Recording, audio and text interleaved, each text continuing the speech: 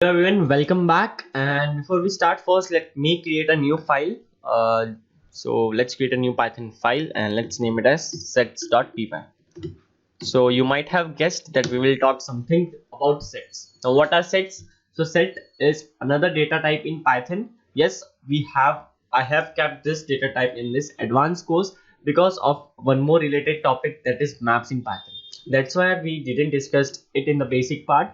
So now let's discuss about what is set. Set is really similar data type to list, tuples, dictionaries, and all these things.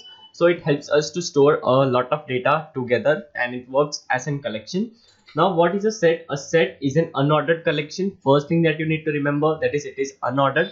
That means the order is not important. That means the order of the elements inside it is not important. Now, since the order is not important, the index becomes irrelevant.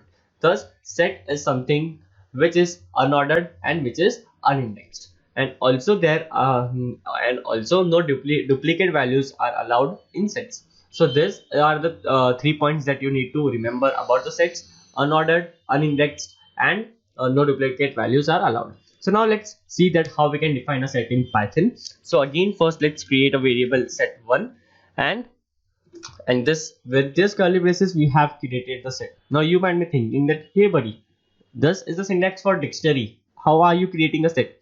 So let me tell you, this is the same syntax that we follow for the sets as well, and these sets are also something similar to the sets that we have in our mathematics. And that is the reason we have this curly braces notation here. So in dictionary we have curly braces, but inside the curly braces we have key value pair, right? So that makes the difference between sets and dictionaries.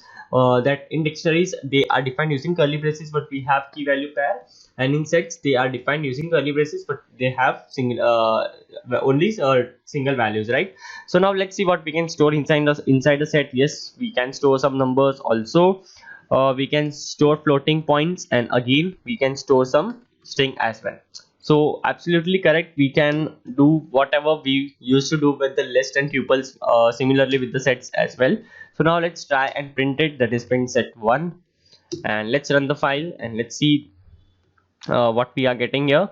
And here we can see we have got this in a set. Here we can see that all the data is in the curly braces. That means we have created a set. So now let's create some meaningful set as of now. So now let's get rid of it. Let's name the set as name. I don't know why I like this name variable.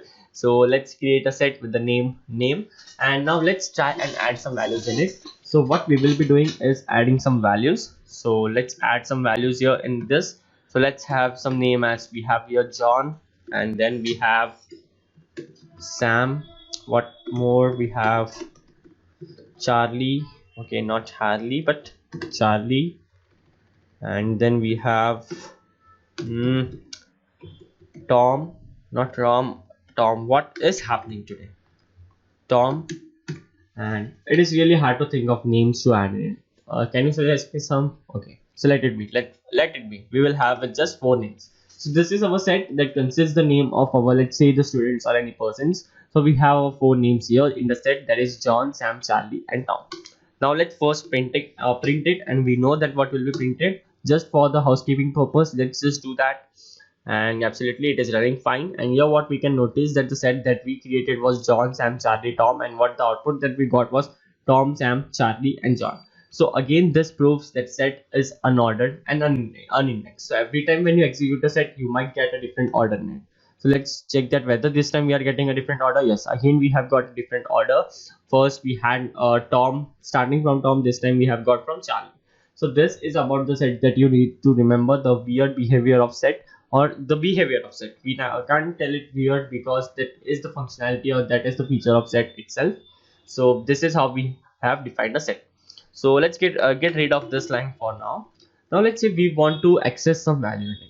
And we have seen that in tuples, in dictionaries, in lists, we access the values using index numbers. But in sets, there is no concept of index numbers. Since it is unordered and unindexed, then how can we access values? We are programmers, right? So we can do whatever we want. We just need to think in that direction.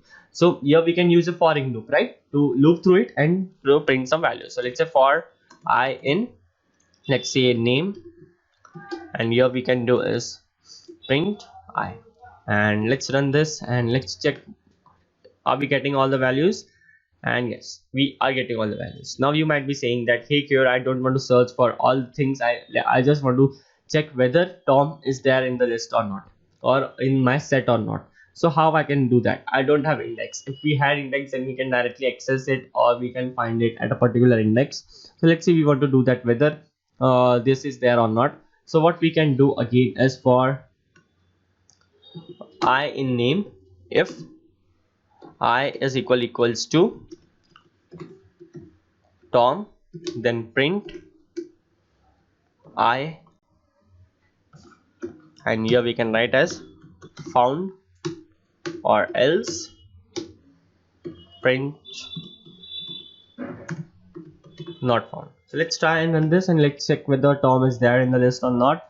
Not found, not found. Okay, so since it is there in the for loop, so everything will run. So here what we need to do is this: we need to keep the indentation of else outside the for loop. Now let's try and run that.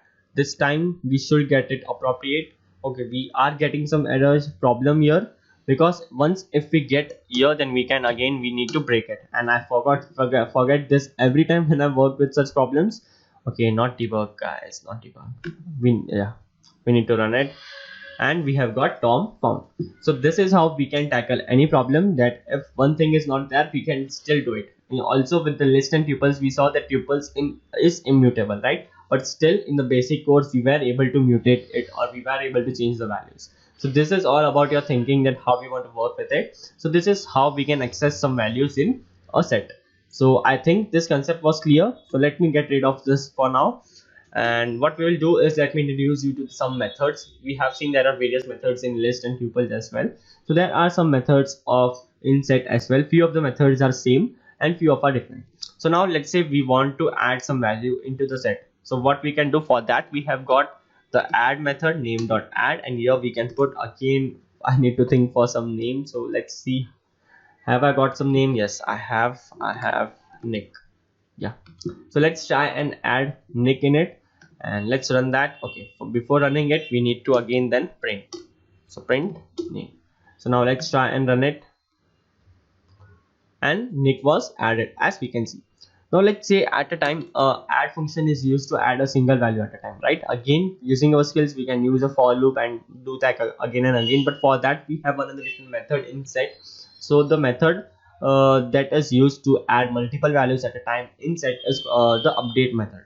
So let's see how it works. So name dot, here we have update, and in this takes update, takes the square brackets, and in this square brackets we pass the values, right? So we pass the values here like this. And okay, I am doing it wrong. Since it is a method, it will have like this, and inside the square brackets we will pass the values. So let's say what we have got the name here, we have Smith. So we have Smith, and let's say Wilson. Let's say I want to add these two values, and again let's print, and here let's print the name. So let me comment this for a minute. So okay, yeah, so now let's try and run it, and let's check whether Smith and Wilson were added, and yes, they were. So this is about manipulating the sets or adding some values into a set by using the by using add and update method. Okay, now again, since we can add values, we can remove as well. So for that we have got pop and remove methods. So name dot pop, and then print name. Let's say that it works or not. Let's see that. And okay, so what was popped from it? Okay, what was gone? Okay, Tom was popped. So it will randomly pop any value, right? Because we don't have any index in it. That's why we don't use pop generally with this, but it is again, we can find the length as well. So here we have, let's say, variable name as x, and here we will have length, and in this we will pass as name, and what we will do is print x. Now it will return us the length of the set.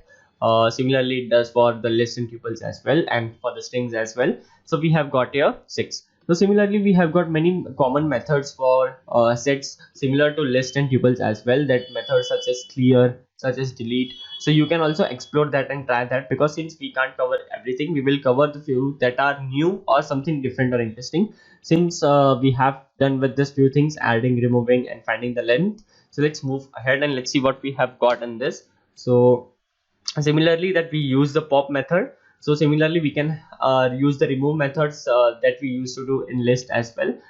And to the remove method we pass a parameter. That parameter is the value or the element that we want to remove. So that is a kind of assignment for you that you can surely try. So now let's see what we have got ahead. So since in the beginning we decided that, or discussed that sets work in Python work as the sets that we have in maths. So we can also do the set operations on sets such as union and intersection and all these things. So let's try and do that. So let me get rid of all these things, and yes, we have got one set. So also, okay, let me get rid of this also. So let me have your set 1 is equals to, let's say we have some values 1 2 3, okay, 1 2 3 and 4, and we have set 2, and let's have some values in that as well. So we have here 4 5 6 and 7. So we have got a two sets, set 1 and set 2. So now what we will do is we will perform the union and the intersection of the sets that we generally do in our mathematics as well. So this is again one of the feature of the Python data type, that is set. So what we will do is we'll create another new set, because again it will return some set right after your union operation or after the interaction or the intersection. So basically what union operation does, it joins the two sets, right? Or basically in simple verbally language it will join two sets. So let's do that. So here we have set1 dot, okay, set1 dot, what is happening today? Yeah, we have got a set1 dot union, and here we will pass another, that is set2. And now let's print set3, and let's run it again. And this time we have got, as we can see, the union operation was performed. And since one more thing that we have to notice here, that here we have 1 2 3 and 4, and again here we have got 4 5 6 and 7. So with this we understand the concept that duplicate values are not allowed, since in the set 3 we just got 1 2 3 4 5 6 7 and 4 was twice, so it was considered once only. So duplicate values are not allowed. So this was the union operation with the sets in Python. Similarly we can do the intersection operation as well. So let's say we have here set4 is equals to set1 dot intersection, and here what we can do is set2, and let's print it. So print set4.